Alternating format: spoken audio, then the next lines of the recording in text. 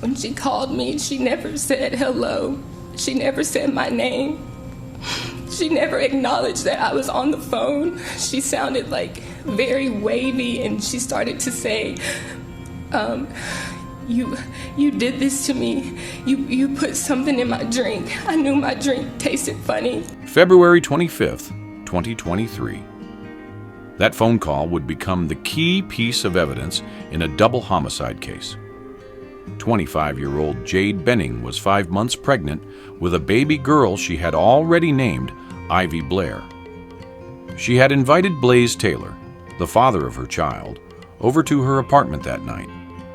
He said he wanted to talk about the baby. They had dinner. They had drinks.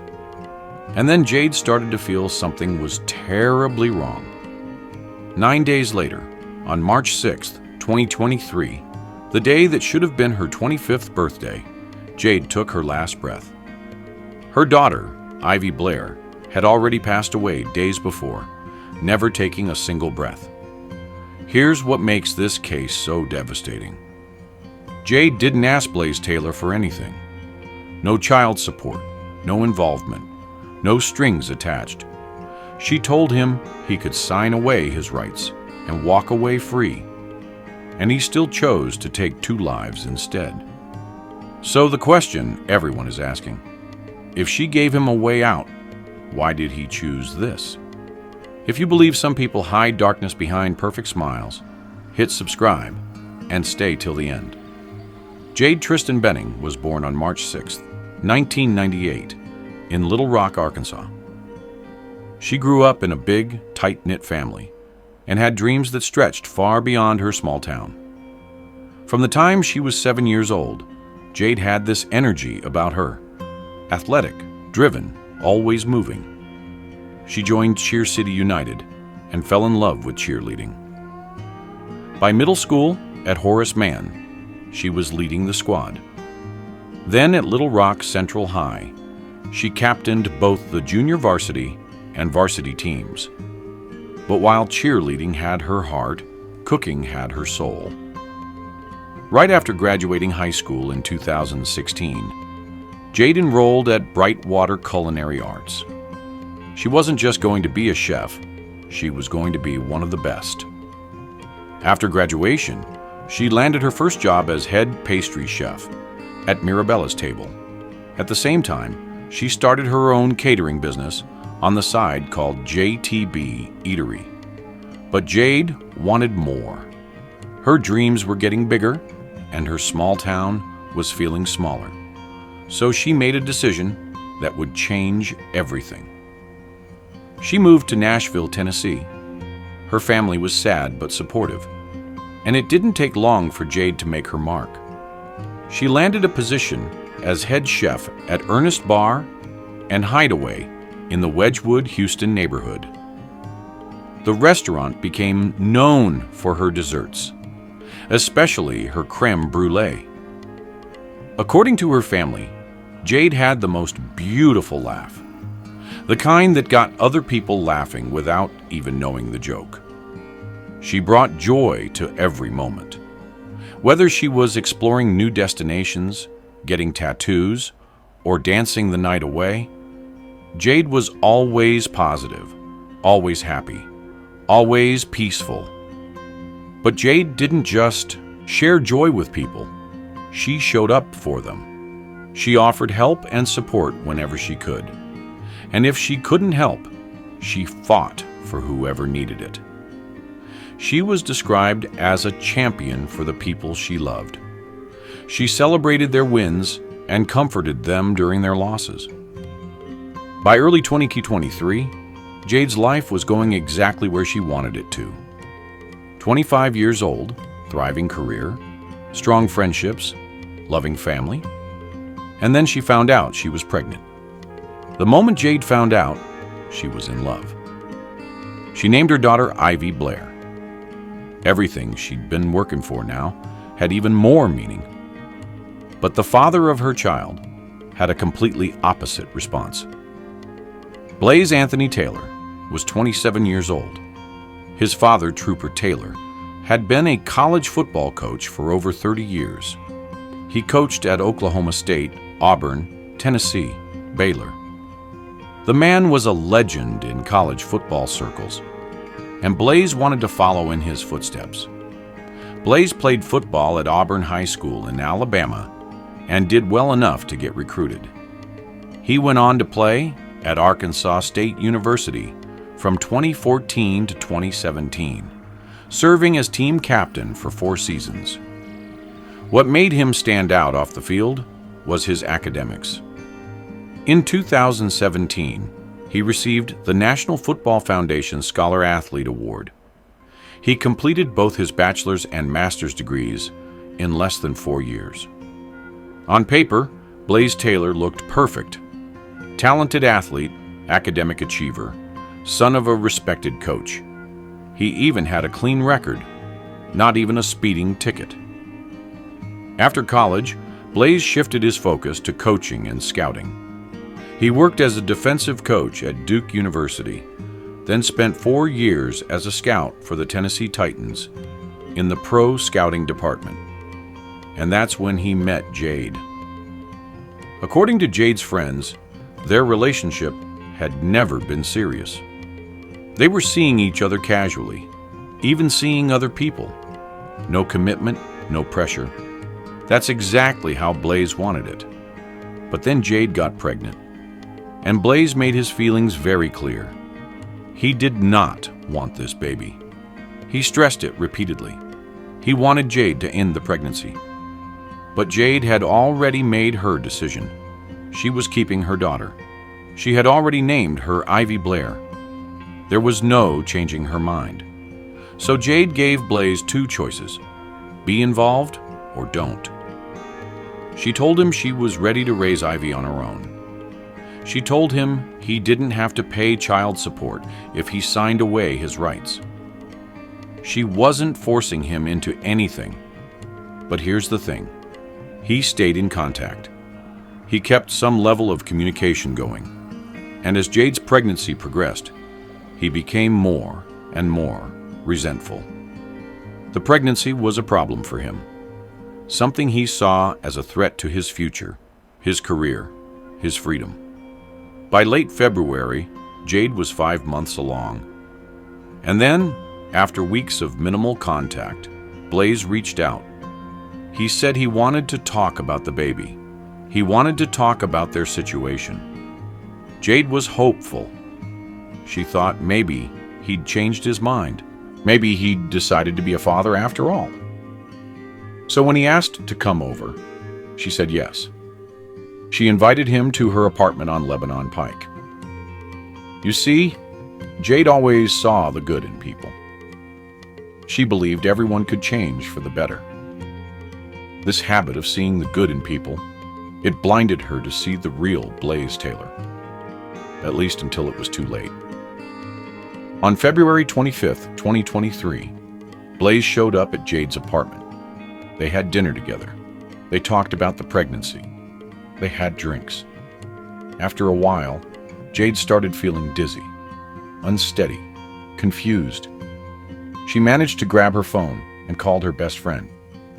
But when her friend answered, Jade didn't say hello. She didn't acknowledge she was on the phone. She never said hello. She never said my name. She never acknowledged that I was on the phone. She sounded like very wavy, and she started to say, you did this to me. You put something in my drink. I knew my drink tasted funny. Then she was saying, empty your pockets, and was trying to tell Blaise to empty his pockets as if he had something in his pockets. And then she proceeded to say, I knew my drink tasted funny. And as I'm like talking to her, she was not necessarily responding back to me. It was almost like they were having a conversation and I was just listening to the conversation. Jade's best friend didn't understand what was happening at first, but the more she heard, the more worried she got. She started calling out Jade's name, hoping to find out what was going on. But Jade didn't respond. Blaise called 911 and told the operator that Jade was having an allergic reaction. By the time the paramedics arrived, Jade was barely conscious. They rushed her to Vanderbilt University Medical Center. Blaise followed in his car. When they got there, the doctors immediately saw how serious it was. Jade's condition was critical. She was admitted to the ICU. Her best friend arrived at the hospital. So did members of her family who had traveled to Tennessee to be with her. The detectives who showed up at the hospital thought it was a severe allergic reaction. But as the doctors worked on Jade, it became clear it was something more. She had been poisoned. They immediately tried to speak to Jade's best friend, but she was too distraught. So they decided to speak to Blaise Taylor instead. He told them it had just been an allergic reaction. He didn't know anything about poisoning. He appeared distraught and inconsolable at the time. So officers decided to revisit the interview at a later date. They hoped Jade herself would wake up and provide them with the details of what actually happened. But Jade's condition didn't get better. It only got worse. 4 days after Jade was rushed to the hospital, on February 27, 2023, her unborn baby passed away. The pregnancy was not viable. Jade was barely 5 months pregnant, but Jade continued to fight for her life. The doctors were hopeful that she was going to make it. But on March 6, 2023, the day Jade Benning was supposed to turn 25, she took her last breath. The moment Jade Benning passed away, the case was no longer just a medical emergency. Detectives with the Nashville Metropolitan Police Department started their investigation. They started by going back to Jade's apartment on Lebanon Pike, the place where it all happened. When they walked in, they noticed that the apartment was too clean, too organized. For someone who had just been rushed to the hospital in a medical emergency, things looked quite arranged. It appeared there had been some cleanup done. It's not a spur-of-the-moment type of thing to put in someone's beverage. Investigators started processing the scene. They noticed there were 2 dinner plates, evidence that 2 people had eaten together. But there was only 1 glass. If 2 people were having dinner and drinks together, where was the second glass? The only one on the table had alcohol in it, and Jade was 5 months pregnant. So she wouldn't have been drinking alcohol. So where was hers? The investigators documented everything and took the cup into evidence. They searched the apartment for any trace of a second glass, but someone had removed it and cleaned up. If this was just an allergic reaction like Blaise claimed, why would there be cleanup? And why would a cup be missing? Detectives went back to Jade's best friend, and she told them everything she heard on the call. And then she started accusing Blaise. The friend heard Jade say her drink tasted funny, that she couldn't walk straight, and that Blaise did this to harm the baby. When she called back, Blaise answered and said Jade was just having a reaction to something. This gave detectives a timeline, a witness account, and most importantly, a motive. Blaise Taylor did not want this baby. He'd made that clear to Jade multiple times. He had pressured her to end the pregnancy because this was a responsibility he didn't want. Detectives tried to bring Blaise in for questioning, but there was a problem. He wasn't in Tennessee anymore. Within days of Jade's passing, Blaise had left Nashville and moved to Utah. He had taken a job as a coach with Utah State University. Without enough evidence for an arrest warrant, detectives couldn't force him back. He was out of their jurisdiction. So they had to gather every piece of evidence they could find. During the medical examination, something unusual was detected in Jade's system, and it was not a small amount. So much that the medical examiner believed she couldn't have possibly taken it herself, liquid cocaine. The investigation started coming together. Blaise had the motive. He was alone with Jade that night and had every opportunity to put something in her glass. And he had the behavior that didn't add up, the missing cup, the cleanup. He had also lied to his mother. He told her Jade had COVID instead of telling her the truth about what happened. And then he moved to Utah, right after Jade passed away. By early 2024, the case went before a grand jury in Nashville. Prosecutors presented all the evidence they had. The grand jury reviewed it all, and they returned an indictment of 2 counts of first-degree charges. One for Jade Benning, and the other for her unborn daughter, Ivy Blair. The charges stated that Blaise Taylor allegedly put something in Jade's drink without her knowledge while visiting her apartment on the night of February 25, 2023. On March 14, 2024, over a year after Jade's death, U.S. Marshals tracked Blaise down in Logan, Utah. They found him in a Walmart parking lot, sitting in a red car with a woman. How are you doing? Good. Can I ask your name? Blaise. Blaise, I need you to step out of the car for me, okay? Blaise looked shocked. He kept saying he didn't know anything about it. But he was taken into custody and extradited back to Nashville the next day. He was booked into jail and initially held without bond. By the time Blaise moved on from Utah State, he'd taken another job, this time at Texas A&M University, as a defensive analyst. His father, Trooper Taylor, was working there too as an associate head coach. But the moment Blaise was arrested, Texas A&M placed him on suspension pending investigation. In April 2024, Blaise had his first court appearance. The defense claimed there wasn't enough evidence to convict him and painted him as a young man with no criminal history and with a promising career. And then Blaise's mother took the stand. She testified on her son's behalf.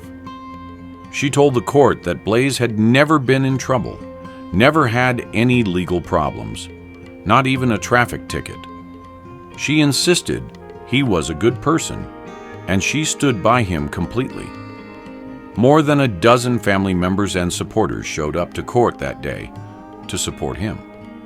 But prosecutors argued that Blaise's mother didn't know the full story. She only knew what he told her, and what he told her was a lie. He told her Jade had COVID, not an allergic reaction, not the truth. COVID. The prosecutor argued that if he had not planned to poison Jade, he would not have had to lie to his mom. He would have told her the truth, at least the truth as he knew it at the time, which was that she had an allergic reaction. The prosecution also called witnesses to the stand to testify to what happened. Amongst them was Jade's best friend, Nijah Jackson. She was visibly emotional as she recounted what happened that night. After hearing all the evidence, the judge set bond at $2.5 million. Now, under Tennessee law, defendants only have to pay 10% of the bond amount to get out. So on April 27, 2024, Blaise Taylor posted bond. He paid $250,000 and walked out of jail, but with conditions. He had to stay in Nashville, and he had to wear a GPS monitor at all times so authorities could track his location. The district attorney's office made their intentions clear.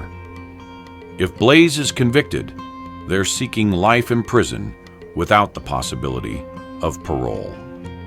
A trial was set for late 2025. Jade's family released a statement thanking the Nashville Police Department, the prosecuting attorney's office, the medical examiner's office, and the grand jury for their work in pursuing justice for Jade and Ivy. But while the legal system moved forward, the people who knew and loved Jade were finding their own ways to keep her memory alive. At Ernest Bar and Hideaway, the restaurant where Jade worked, her memory lives on. Her manager and close friend, Lauren Weber, made sure of that. To know her was to love her, and we're also glad that she was a part of our life. Great dessert maker, so she would make creme brulee, and that is something that we refuse to take off of the menu because that was Jade's dish and we have to have it. Birthday and mine are 3 days apart, so we were both Pisces girls, so we always hung out. We have a small picture of her that's right outside of the kitchen where she worked, and we light a candle for her every day. And then the employees that are here with me at the end of the night, we actually all blow it out together and tell our good night. We've got a picture by the server station where we see her all the time, and then we all have these bracelets that we wear as well. She was the glue that basically held all of us together. Jade's family released a statement saying they'll forever have a void in their hearts. They expressed their gratitude to Nashville PD for their work in finding Jade's killer and bringing him to justice. This case raises questions that are hard to answer. Why? Was it about money? Blaise came from a successful family. His father was a legendary college football coach. Blaise himself had multiple degrees and a promising career. $250,000 for bond didn't seem to be a problem. Was it about reputation? About not wanting to be known as a deadbeat dad? About protecting his image as the perfect son, the scholar athlete, the rising star in college football coaching? Was it about control? About the fact that Jade made a decision he didn't agree with, and he couldn't accept that? Or was it something darker? Was there someone else? Someone he saw a future with? Someone who didn't fit into a life that included a child with Jade Benning? We may never know the full answer. What we do know is this: Jade Benning was 25 years old. She had a thriving career as a head chef. She had dreams. She had talent. She had a laugh that made everyone around her laugh too. She had a family who loved her. She had friends who would have done anything for her. And she had a daughter she had already named, Ivy Blair. A daughter she loved before she ever got to hold her. Both of their lives were taken on February 25th, 2023, because a man decided that his freedom, his future, his comfort was worth more than their lives. Blaise Taylor is facing 2 counts of first-degree murder. If convicted, he's looking at life in prison without the possibility of parole. He traded 18 years of potential child support for the rest of his life behind bars. He traded his promising career for a prison cell. He traded his freedom for 2 counts of murder. And now, 2 beautiful lives are gone. A mother who will never see her daughter grow up. A daughter who will never take her first breath. A family forever broken. A restaurant that lights a candle every night for the chef who brought joy to everyone she met. This case serves as a reminder that pregnancy can be one of the most dangerous times in a woman's life. Not because of the pregnancy itself, but because of the violence that can come from men who don't want to be fathers. It's a reminder to pay attention to warning signs, to believe people when they show you who they are, to protect yourself when someone makes it clear they don't want what you want. It's a reminder that some people will choose violence over responsibility, that some people will choose destruction over simply walking away. Jade Benning deserved better. Ivy Blair deserved a chance. And their family deserves justice. As of now, Blaise Taylor remains out on bond while waiting for his trial. He's required to stay in Nashville and wear a GPS monitor. The trial is set for late 2025. The world will be watching to see if justice is served for Jade and Ivy Blair. Rest in peace, Jade Benning. Rest in peace, Ivy Blair. You deserved so much more. I'll see you in the next episode of Twisted True Crimes. Thank you for watching.